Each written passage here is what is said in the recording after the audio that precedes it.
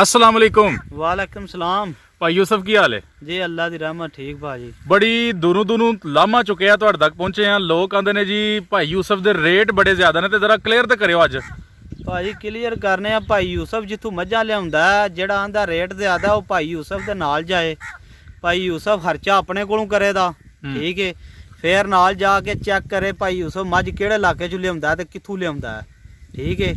नाल जाए कोई 2 मिनट 4 मिनट कड्ढे टाइम खर्चा भाई यूसुफ अपने कोलों करे दा। ते जे मझां लईयां मेरियां ठीक है या खरीदियां या लाके मेरे चो जाके मझां सारे व्यापारी लिया के यूट्यूब ते जेह्ड़े वेचदे ने पे ਉਹ ਵੇਚਣ ਲਿਆ ਕੇ ਤੇ ਅਸੀਂ ਭਾਈ ਜੀ ਆਪਣਾ ਕੰਮ ਹੀ ਛੱਡ ਦਿਆਂ ਤੇ ਮਾਫੀ ਮੰਗ ਲਾਂਦੇ ਸਾਰਿਆਂ ਭਰਾਵਾਂ ਕੋ। ਸਾਨੂੰ ਆਂਦੇ ਨੇ ਤੁਸੀਂ YouTube ਤੇ ਵੀਡੀਓ ਚਾੜੀ ਜਾਂਦੇ ਹੋ ਤੇ ਇਹ ਤੁਹਾਡਾ ਕਸੂਰ ਹੈ ਜਿਹੜਾ ਤੁਸੀਂ ਰੇਟ ਵਧਾ ਖੜੇ ਨੇ। ਭਾਈ ਜਾਨ ਸਾਡਾ ਵੀ ਕਸੂਰ ਜ਼ਰਾ ਦੱਸਿਓ। ਅਸੀਂ ਮੱਝ ਸਸਤੀਆਂ ਵੀ ਲੈ ਆਉਨੇ ਆ, ਜਿੰਨੀਆਂ ਸਸਤੀਆਂ ਭਰਾ ਆਖਣ ਦੇ ਉਨੀਆਂ ਸਸਤੀਆਂ। 1.5 ਲੱਖ ਦੀ, ਪੌਣੇ 2 ਲੱਖ ਦੀ, 2 ਲੱਖ ਦੀ ਮੱਲੂ ਮੋੜ ਮੰਡੀ ਟੁਰ ਜਾਂਦੇ ਉੱਥੋਂ ਲੈ ਆਵਾਂਦੇ, ਇਹਨਾਂ ਮੰਡੀਆਂ 'ਚ ਲੈ ਆਵਾਂਦੇ। ਸਾਡੀ ਉਹਦੀ ਕੋਈ ਗਰੰਟੀ ਨਹੀਂ ਹੋਣ ਲੱਗੀ ਬਿਲਕੁਲ। ਅੱਛਾ ਨਾ ਦੁੱਧ ਦੀ ਗਰੰਟੀ ਹੋਵੇ ਦੀ, ਨਾ 2 ਸਾਲ ਜਾਂ ਸਾਲ ਜਾਂ ਸਵਾ ਸਾਲ ਮੱਝ ਦੁੱਧ ਦੇਣ ਦੀ ਕੋਈ ਗਰੰਟੀ ਨਹੀਂ ਹੋਵੇ। ਉਹ ਦੇ ਮਹੀਨਾ, ਉਹ ਦੇ 15 ਦਿਨ, ਉਹ ਦੇ ਥੋੜਾ, ਉਹ ਦੇ ਜ਼ਿਆਦਾ, ਉਹਦੀ ਕੋਈ ਗਰੰਟੀ ਨਹੀਂ।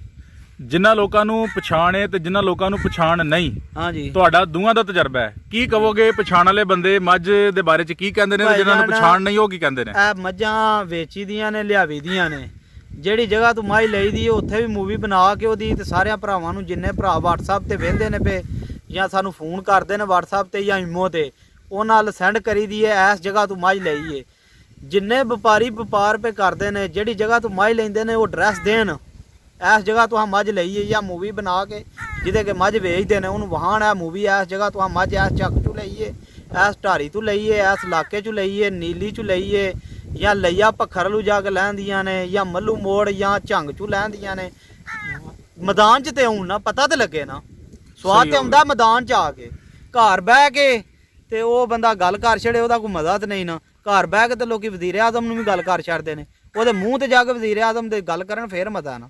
ਯਾਨੀ ਕਿ ਤੁਹਾਡਾ ਤੁਸੀਂ ਕਲੀਅਰ ਕਰ ਛੜਿਆ ਕਿ ਤੁਹਾਡੇ ਜਿਹੜੇ ਰੇਟ ਨੇ ਉਹ ਜ਼ਿਆਦਾ ਨਹੀਂ। ਭਾਈ ਜਾਨ ਮੈਂ ਤੇ ਖੁੱਲਾ ਚੈਲੰਜ ਕਰਨਾ ਸਾਰਿਆਂ ਭਰਾਵਾਂ ਨੂੰ ਜਿਹੜੇ ਇਲਾਕੇ 'ਚ ਅਸੀਂ ਮੱਝਾਂ ਲੈਨੇ ਆ ਆਰਫ ਵਾਲਿਓ ਠੀਕ ਹੈ, ਪਾਕਪਤਨ, ਹੋਤਾ, ਬੂਰੇ ਵਾਲਾ, ਕੱਚੀ ਪੱਕੀ, ਲੁੱਡਣ, ਮੌਜ਼ਾ, ਕੂਕਾ, ਅੱਡਾ, ਸਊਕਾ, ਡਾਰਾਂ ਵਾਲਾ, ਚਿਸ਼ਤੀਆਂ ਠੀਕ ਹੈ, ਬਹਾਵਲ ਨਗਰ, ਇਸ ਇਲਾਕੇ 'ਚ ਅਸੀਂ ਮੱਝਾਂ ਇਕੱਠੀਆਂ ਕਰਕੇ ਲੈਨੇ ਆ।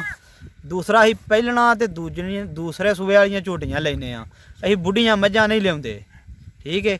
ਇੱਥੇ ਜਿਹੜਾ ਭਰਾ ਨੂੰ ਕੋਈ ਸ਼ੱਕ ਹੈ ਉਹ ਮੇਰੇ ਨਾਲ ਚੱਲੇ, ਜਾ ਕੇ ਚੈੱਕ ਕਰ ਲੈ, ਸਾਡੀ ਖਰੀਦ ਵੀ ਚੈੱਕ ਕਰ ਲੈ, ਸਾਡੀ ਅੱਗੂ ਵੇਚ ਵੀ ਚੈੱਕ ਕਰ ਲੈ, ਆਪੇ ਉਹਨੂੰ ਪਤਾ ਲੱਗ ਜਾਏਦਾ। ਸਹੀ ਹੋ ਗਿਆ। ਤੁਸੀਂ ਪਹਿਲੇ ਹੀ ਆਲਰੇਡੀ YouTube ਤੇ ਬੜੇ ਮਸ਼ਹੂਰ ਹੋ ਚੁੱਕੇ ਹੋ, ਆਪਣੀ ਰੂਟੀਨ ਵੀ ਦੱਸਿਓ ਕਿ ਇਤਵਾਰ ਦੇ ਇਤਵਾਰ ਮੱਝਾਂ ਲਿਆਉਂਦੇ ਹੋ। ਹਾਂਜੀ ਯਾਰ, ਐਤਵਾਰ ਦੇ ਐਤਵਾਰ ਮਾਲ ਆਉਂਦਾ। ਹੁਣ ਇਸ ਐਤਵਾਰ ਅਸਾਂ ਮਾਲ ਲਿਆ ਸੀ, ਇਕੱਠਾ ਕੀਤੇ ਆ ਸੀ ਭਾਈ ਬੂਟਾ ਸਾਹਿਬ ਨੇ, ਉਹਨਾਂ ਕੋਲ ਵੀ ਹਨ ਮੱਝਾਂ ਕੋ 3-4 ਇਕੱਠੀਆਂ ਕੀਤੀਆਂ ਹਨ। 3 ਕੋ ਮੱਝਾਂ ਕੱਚੀ ਪੱਕੀ ਹਨ। ਉਹ ਮੀਰਪੁਰ ਦੇ ਭਾਈ ਨੇ ਜ਼ਫਰ ਸਾਹਿਬ ਠੀਕ ਹੈ ਜੀ, ਉਹ ਆਏ ਨੇ, ਉਹਨਾਂ 3 ਇੱਕ ਜਗ੍ਹਾ ਤੋਂ ਲੈ ਗਏ ਨੇ ਤੇ 2 ਇੱਕ ਜਗ੍ਹਾ ਤੋਂ ਲੈ ਗਏ ਨੇ। 9 ਮੱਝਾਂ ਹਨ, ਨਵਾਂ ਚੋਂ 5 ਜਿਹੜੀਆਂ ਨੇ ਉਹ ਉੱਥੇ ਵੇਚ ਗਈਆਂ ਹਨ, 4 ਜਿਹੜੀਆਂ ਨੇ ਵਾਪਸ ਲੈਣ ਦੀਆਂ ਨੇ ਇੱਥੇ ਘਰ।